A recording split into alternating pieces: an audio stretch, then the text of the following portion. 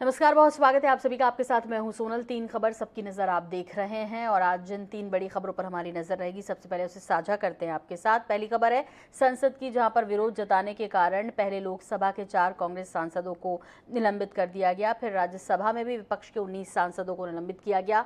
दूसरी खबर है मध्य प्रदेश से, जहां जनपद अध्यक्ष के चुनाव हो रहे हैं।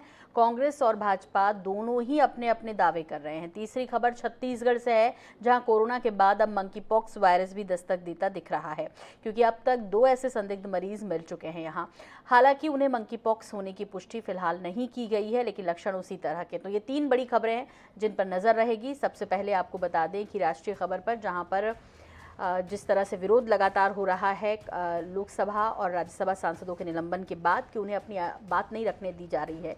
महंगाई के मुद्दे पर दरअसल चर्चा चाहते थे और इस तरह 19 सदस्यों को निलंबित किया गया, सांसदों को निलंबित किया गया। उसके बाद मामला बढ़ा। वहीं दूसरी खबर यदि मध्य प्रदेश की बात की जाए तो वहाँ से है, जिस तरह से वहाँ पर चुनाव में जीत को लेकर दोनों ही पार्टी के अपने अपने दावे हैं। क्योंकि वहीं तीसरी की यदि बात करें, तीसरी खबर जो कि छत्तीसगढ़ से है, जहां पर अब एक तरफ विधानसभा का मॉनसून सत्र तो चल ही रहा है, वहीं लेकिन दूसरी तरफ आपको बता दें कि मंकी पॉक्स होने की पुष्टि फिलहाल नहीं हुई है, लेकिन 2 केस जरूर मिले हैं। तो आइए पहली राष्ट्रीय खबर का रुख करते हैं। तो विरोध पर आपत्ति क्यों, दरअसल इसी पर हम बात करेंगे आज। संसद के जारी मानसून सत्र के दौरान लोकसभा और राज्यसभा में कुछ सांसदों को निलंबित किया गया है। महंगाई और आवश्यक चीजों पर वस्तु एवं सेवा कर जीएसटी लगाने पर बहस को लेकर संसद में सियासी रार और बढ़ गई। सोमवार को लोकसभा के 4 कांग्रेस सदस्यों ने निलंबन के बाद मंगलवार को सरकार ने राज्यसभा में हंगामा और आसन के निरादर के आरोप में सदन में प्रस्ताव लाकर विपक्ष के 19 सदस्यों को पूरे सप्ताह के लिए कार्यवाही से निलंबित करा दिया। विभिन्न विपक्षी दलों के नेताओं ने राष्ट्रपति द्रौपदी मुर्मू को पत्र लिखकर केंद्र सरकार की शिकायत की। विपक्षी दलों का आरोप है कि सरकार केंद्रीय जांच एजेंसियों का दुरुपयोग करके विपक्ष को निशाना बना रही है।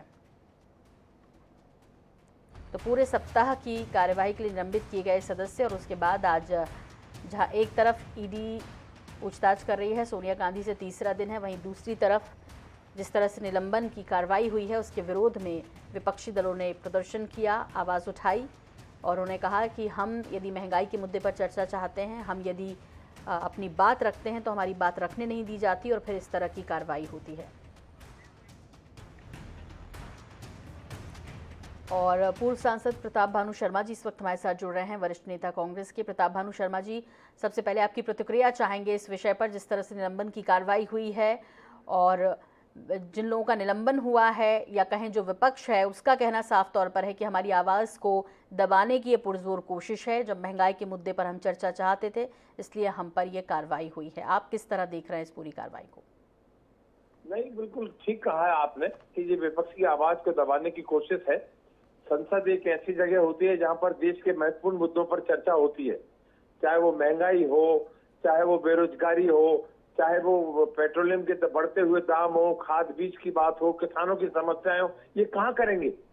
हर जगह ये आवाज दबाते हैं, बोलने नहीं देते, कांग्रेस प्रतिनिधियों को नहीं बोलने देते, आपके अपनी दूसरे विरोधी दल के लोगों को, सीपीआई को नहीं बोलने देते, तृणमूल को नहीं बोलने दे रहे हैं। ये हो क्या रहा है? यदि कोई महंगाई के खिलाफ आवाज उठा रहा है सदन के अंदर, तो उन्हें आप निष्कासित कर रहे हो, सस्पेंड कर रहे हो। कोई बात सदन में यदि जनता के हित की कोई बहस हो रही है या कोई बात करना चाहता है तो सरकार तैयार क्यों नहीं है?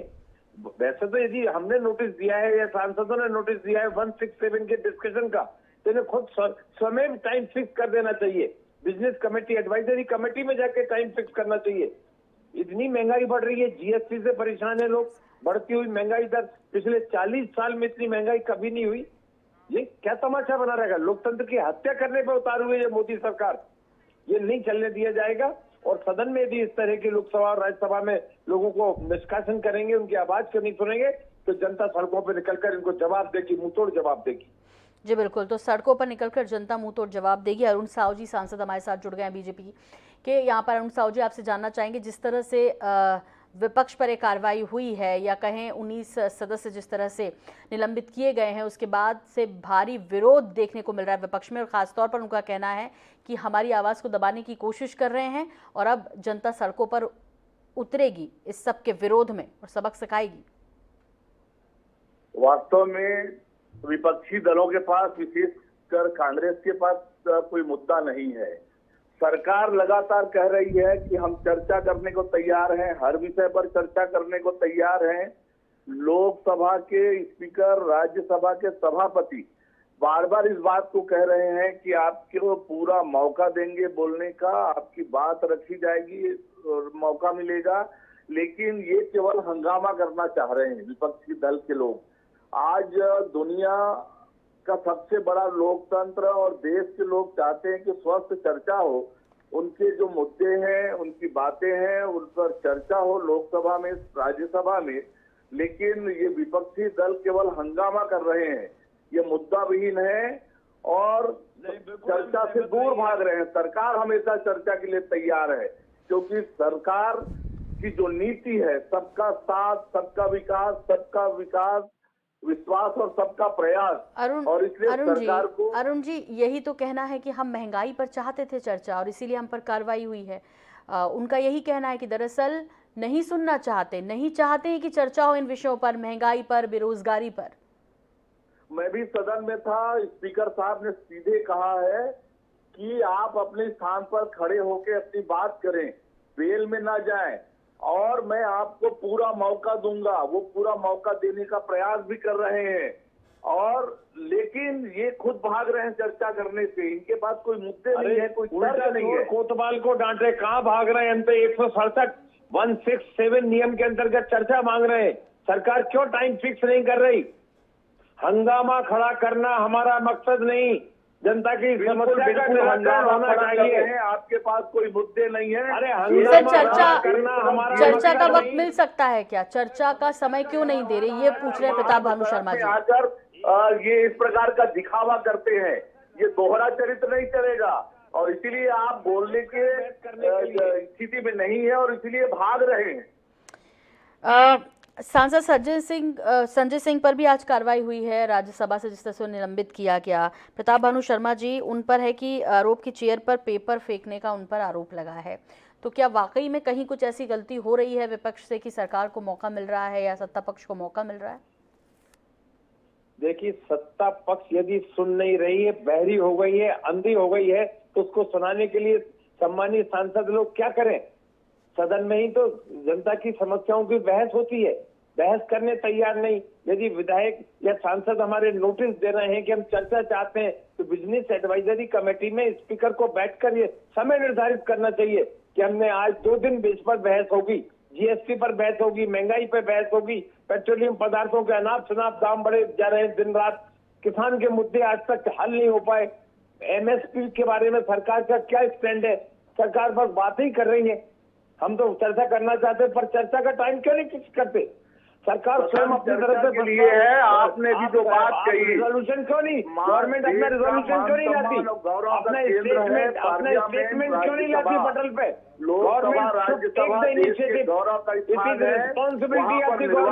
अरुण साहू जी, ये स्थिति ना बने तो क्या चर्चा का समय दिया जा सकता है? एक बार विपक्ष की भी सुनी जा सकती है।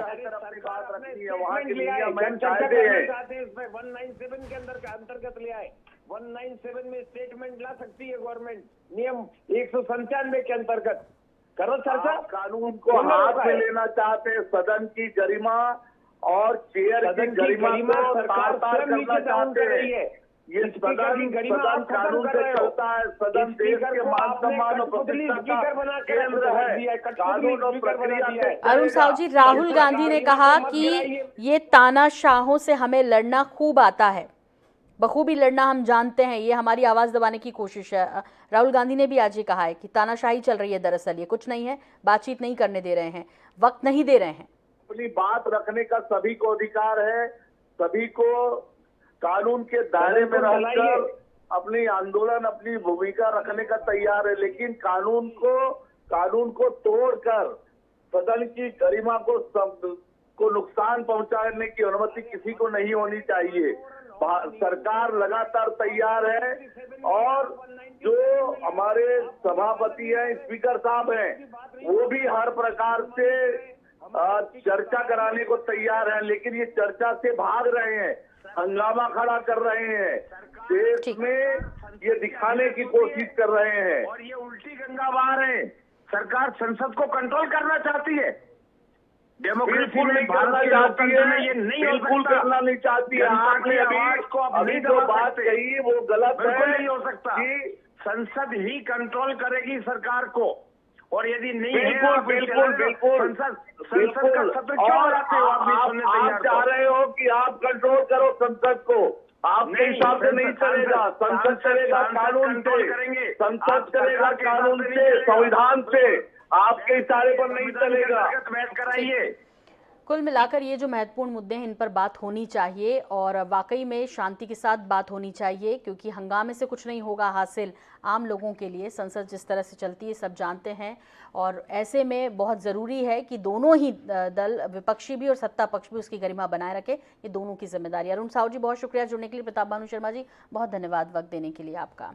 और अब अगली खबर का रुख कर लेते हैं और अब बात करते हैं मध्य प्रदेश के बारे में। जी हाँ, मध्य प्रदेश के लिए भी महत्वपूर्ण दिन है आज, चूँकि ग्राम सरकार पर किसका कब्जा होगा ये सवाल बना है। लेकिन सुबह से जिस तरह से नतीजे आ रहे हैं उसके बाद ये कहा जा रहा है कि बीजेपी का पलड़ा फिलहाल भारी नजर आ रहा है ग्राम सरकार पर कब्जे को लेकर। मध्य प्रदेश में जनपद पंचायत अध्यक्ष और उपाध्यक्ष का चुनाव 2 चरणों में 27 और 28 जुलाई को होने हैं। 29 जुलाई को जिला पंचायत अध्यक्ष और उपाध्यक्ष का चुनाव होगा। पहले चरण में आज 170 जनपद पंचायतों में चुनाव जारी हैं। चुनाव गैर दलीय आधार पर हो रहे हैं। इस वजह से बीजेपी और कांग्रेस दोनों ने अपने समर्थकों को अध्यक्ष पद पर बैठाने के लिए जोड़-तोड़ शुरू कर दी है। भाजपा और कांग्रेस दोनों को ही अपने अपने समर्थकों के पाला बदलने का डर है।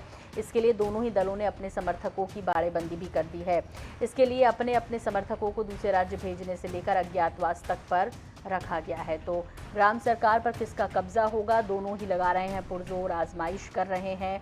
मध्य प्रदेश के जनपद पंचायत अध्यक्ष उपाध्यक्ष का चुनाव 2 चरणों में 27 और 28 जुलाई को है। 29 जुलाई को जिला पंचायत अध्यक्ष और उपाध्यक्ष का चुनाव होगा। तो पहले चरण में आज 170 जनपद पंचायतों में चुनाव जारी है।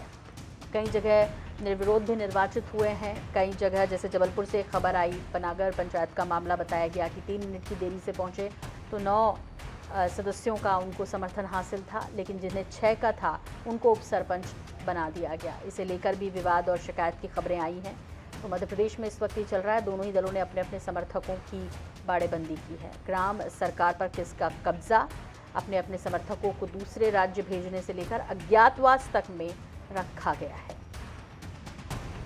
अध्यक्ष और उपाध्यक्ष जनपद पंचायत के, जिनका चुनाव 2 चरणों में 27 और 28 जुलाई को, 29 जुलाई को जिला पंचायत अध्यक्ष और उपाध्यक्ष का चुनाव होगा। फिर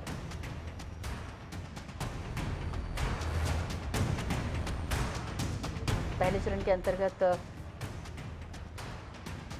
ये आप देख रहे हैं ग्राफिक्स के जरिए, जहां पर चुनाव गैर दलीय आधार पर हैं और बीजेपी कांग्रेस दोनों ने अपने समर्थकों को अध्यक्ष पद पर बैठाने के लिए जोड़ तोड़ शुरू भी कर दी है।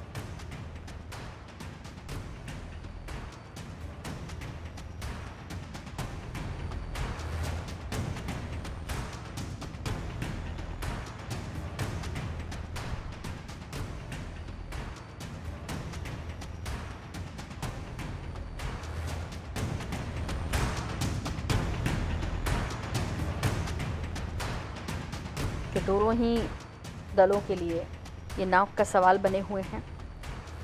सत्ता संगठन के सामने पंचायतों में अपने अध्यक्ष और उपाध्यक्षों की ताजपोशी नाक पर का सवाल बना हुआ है। तो बीजेपी कांग्रेस दोनों ने अपने समर्थकों को अध्यक्ष पद पर बैठाने के जोड़ तोड़ शुरू कर दी है। प्रदेश मंत्री भाजपा रजनीश अग्रवाल जी हमारे साथ जुड़ रहे हैं। रजनीश जी, आपसे जानना चाहेंगे आज ग्राम सरकार पर किसका कब्जा। हालांकि जिस तरह की खबरें हैं शुरुआती दौर में, उसमें कई जगह सफलता मिलती दिख भी रही है। देखिए, हम तो पहले हमारे माननीय प्रदेश अध्यक्ष जी कह चुके हैं कि 90% से ज्यादा स्थानों पर सरपंच हमारे बने हैं। तो ग्राम सरकार हमारी, नगर सरकार तो पहले बन ही चुकी है और अब जनपद पंचायत और जिला पंचायत के चुनाव हो रहे हैं। अभी जनपद पंचायत के चुनाव संपादित हो रहे हैं। तो जनपद पंचायत में भी बड़ी संख्या में भारतीय जनता पार्टी समर्थित अध्यक्ष और उपाध्यक्ष चुने जा रहे हैं और खबरें भी उसी प्रकार की हैं, क्योंकि जीतकर भारतीय जनता पार्टी से समर्थित कार्यकर्ता ही आए थे और इसलिए जनपद पंचायत में भी भारतीय जनता पार्टी जनता की आकांक्षाओं को पूरा करने के लिए, सेवा करने के लिए जुटने वाली है। और इसीलिए जनता ने हमें आशीर्वाद दिया है। जी, दोनों ही दलों की तरफ से अपने अपने समर्थकों को लेकर बाड़ेबंदी की खबरें भी है रजनीश जी, तो क्या इस तरह की भी कहीं ऐसा लग रहा है कि पाला बदल सकते हैं, इसलिए जोड़ तोड़ सब कुछ चल रहा है?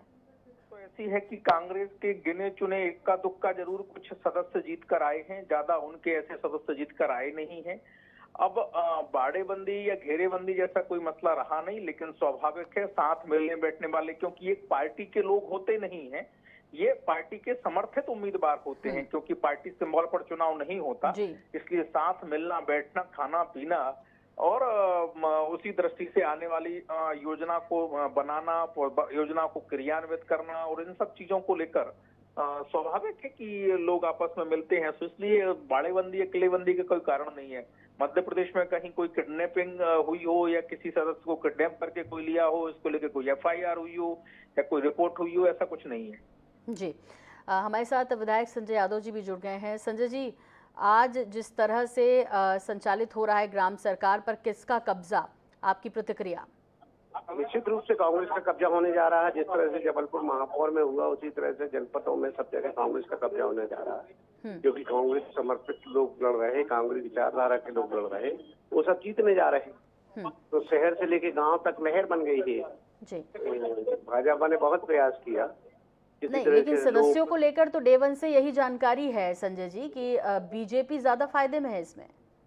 वो तो जब रिजल्ट जाएगा तब आप बता देना ना कि कौन फायदे में जी। आप तो जाने, तो इनने तो बहुत प्रयास किया खरीदने का, फरीदने का, धमकियों का, सब धमकियां दी जा रही सदस्यों को, ये करवा देंगे वो करवा देंगे, उसके बाद भी कोई झुक नहीं रहा, तब नहीं रहा। माहौल भाजपा के खिलाफ बन चुका है, पूरे मध्य प्रदेश में लहर बन गई है।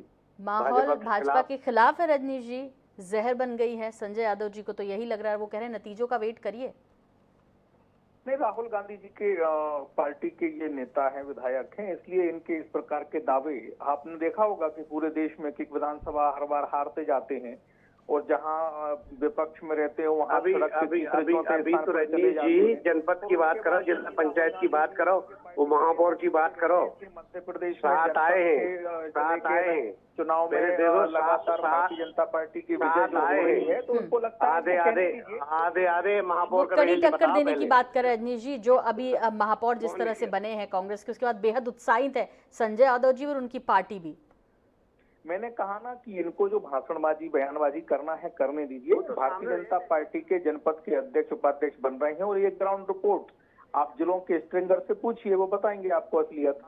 चलिए, तो हकीकत तो जनता आईना दिखाती है, दिखाएगी भी जब रिजल्ट बिल्कुल सामने आए हैं। लेकिन शुरुआती जिस तरह से कहीं निर्वाचित हुए हैं यदि निर्विरोध, उसके बारे में जानकारी मिल रही है सदस्यों के आधार पर, तो चूंकि प्रतिक्रिया दोनों ही विश्वास जता रहे हैं, इसलिए बहुत धन्यवाद संजय जी आपका भी, रजनीश जी आपका भी हमसे जुड़ने के लिए, वक्त हमें देने के लिए। और अब तीसरी और आखिरी खबर का जिक्र करेंगे। छत्तीसगढ़ से मंकी पॉक्स की खबर है ये, जहां पर कोरोना के बाद अब देश में मंकी पॉक्स का खतरा बढ़ रहा है। देश में अब तक मंकी पॉक्स के 4 केस मिल चुके हैं, जबकि अब छत्तीसगढ़ में भी मंकी पॉक्स के 2 संदिग्ध मिले हैं, जिससे स्वास्थ्य विभाग अलर्ट पर है। दुर्ग जिले के जुनवानी और कांकेर जिले के 2 मरीजों में मंकी पॉक्स के लक्षण नजर आ रहे हैं। दोनों की जांच के लिए सैंपल पुणे भेजे गए हैं। बताया जा रहा है कि दुर्ग जिले में भिलाई का युवक अरब देश से वापस आया। वहीं दूसरा मामला कांकेर का है, जहां 13 साल के बच्चे में मंकी पॉक्स के लक्षण मिले। बच्चा त्वचा रोग के इलाज के लिए अंबेडकर अस्पताल में भर्ती था। दोनों के सैंपल लेकर जांच के लिए पुणे गए हैं।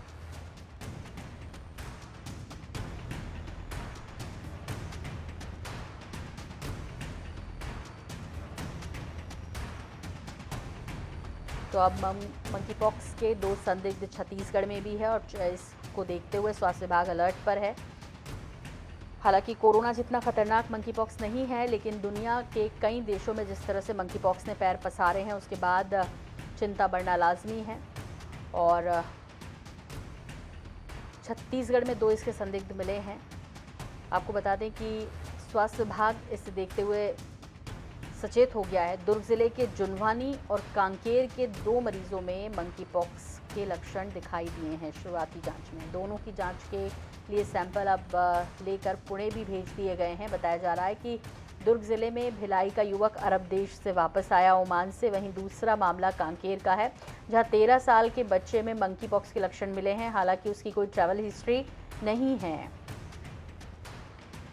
और सीएमएचओ मीरा बघेल जी हमारे साथ जुड़ रही हैं। मीरा जी, आपसे जानना चाहेंगे, 2 संदिग्ध केस अभी फिलहाल छत्तीसगढ़ में हैं, जिस तरह से जानकारी मिल रही है, कितना सतर्क रहने की ज़रूरत है और क्या इसके बारे में आप कहेंगी कि क्या स्थिति छत्तीसगढ़ में आने वाले वक्त में, चूंकि लक्षण 2 संदिग्ध मिले हैं और जिस तरह से तेजी से फैल रहा है पूरी दुनिया में मंकी पॉक्स, तो सचेत होने की ज़रूरत है? देखिए, जब तक कि रिपोर्ट नहीं आएगी तो हम ये कंफर्म नहीं बोल सकते हैं कि ये केस मंकी पॉक्स का है। हमने सैंपल भेजा हुआ है पूना में और हम फॉलो अप कर रहे हैं कि सैंपल कब रिपोर्ट को देंगे। रिपोर्ट के बाद ही कुछ कंफर्म कहा जा सकता है, लेकिन एहतियात के तौर पे हमने उनको आइसोलेशन में रख दिया है। उनके कांटेक्ट में जितने लोग थे उनका भी सैंपल हमने भेज दिया है। वहाँ पे प्रॉपर सैनिटाइज करा के और ब्लीचिंग वगैरह डलवा के उनको पूरी काउंसलिंग करके कि किसी को भी और कोई प्रॉब्लम होगी तो हॉस्पिटल तुरंत लेके आए, ये सब हमने उनको अभी समझा दिया है। फिलहाल पेशेंट को हमने, वो जो 14 साल का बच्चा है, हमने उसको मेडिकल कॉलेज के आइसोलेशन रूम में रखा हुआ है।